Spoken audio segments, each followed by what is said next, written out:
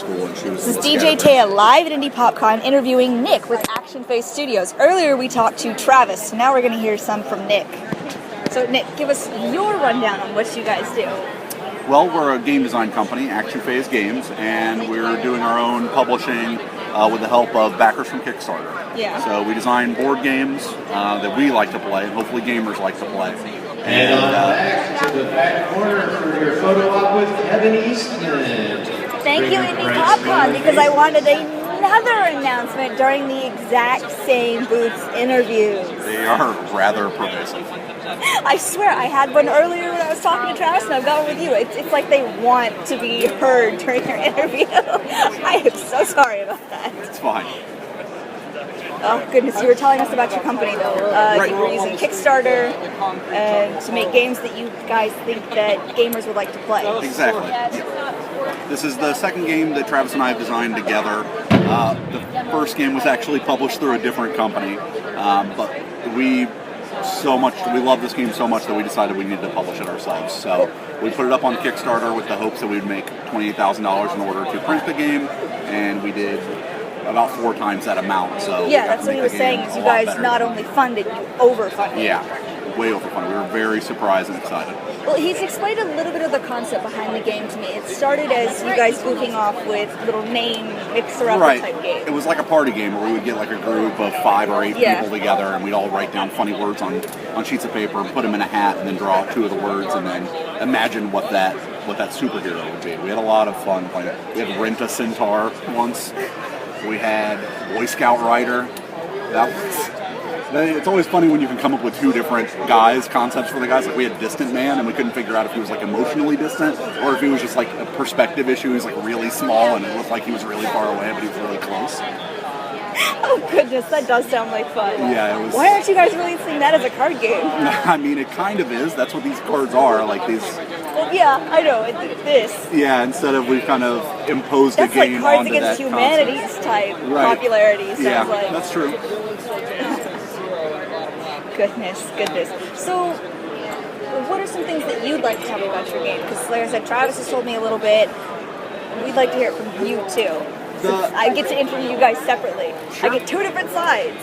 Travis is more of like the concept, idea kind of design guy, and I'm the more nuts and bolts mechanics kind of guy. He's kind of the design, and I'm the development half. So to me, I wanted the game to be a game that was really fun to play on a tactical, like gamer level, and I do really enjoy the humor and the theme to it. But like a lot of that is from him. But yeah, I wanted to make it so that the game has so many variants to it, like so many combinations, because you get 35. I've seen a few of them that you've got set up here that they're really silly. Yeah, they're very funny. All the terms are very funny, and there's so many combinations in the game. You could play the game a million times and never play the exact same setup. And I wanted to make it so that you would want to play that game that many times, so it didn't feel like you were just playing the same game over and over and over again. Just for the humor factor. So to me, I wanted to make sure everything functioned really well, because I come from a very strategic collectible or trading card game. I played Magic for like 15 years, so that's like my background. So this might be one of those games you could totally play drunk, just for more humor. Yeah, that would be very funny. Gaming under the influence. Action Phase puts a stamp on it. That's right. But only if you're over 21, please. I'm sorry, I had to be silly. Oh, goodness. So you do the nuts and bolts, he does the concepts. And it seems to be working out very well for you if you overfunded like you did. Right. And, like I was told, this is just the prototype, and you guys are going to be releasing it at Gen Con. Yeah, well, actually, the Kickstarter backers will get the game a week or 2 before Gen Con, and anybody that pre-orders it now will also get it before Gen Con. But yeah, we'll be at Gen Con. We'll have our booth at Gen Con, and we'll have plenty of copies to sell there. How different is the prototype from the finished product? There are parts of it that are very different, and parts of it that are almost the same. Okay. The board that we have here, the art is all the same, but it will be an actual board. It will be an actual board. So this is thicker. This is foam core, but it does have 2 boards, like 1 board on each side, and it'll be cut so that it folds into fourths. Basically, the cards are a little graphically redesigned. The layout is slightly different, and they look nicer. They've been updated. Basically, the hero mats are different. That's these. They correspond to the color, the hero color, so you'll know who everybody is by the color of their mat. These are completely different. These little cardboard components will actually be wooden discs. and these little meeples have their own shape. We have custom meeple shapes for these guys. Cool. So it's not a huge change from prototype to finished product, but it's a cleaner product. Right. It's definitely cleaner. It looks. We got a new graphic designer about 2 weeks before the Kickstarter campaign started, and he was like, "It's cool. I'll update all these frames. It will be no problem. I'll get this stuff done." And I believe that he could have gotten all that stuff done, but we ran into this problem where we needed him to make new stretch goal graphics every 3 hours for like the first 48 hours of the campaign because we just kept hitting more stretch goals. So he was kept pretty occupied because of the success of the campaign. Wow. Well, that's a good thing, though. Yeah, it was a good problem to have. It really does. It sounds like a great problem to have. Well, is there anything that you would like to tell my listeners if they want to get into game design themselves? I would say it's really important to get feedback from people that you trust.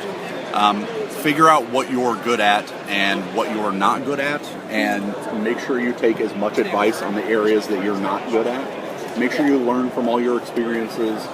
But really, you need to get people that are willing to try your creations and so get those friends that you can get drunk and play games with. If your game can be played drunk, yes. Hey, if your game can be played drunk, that's just, bonus points. Yeah, we definitely had a game.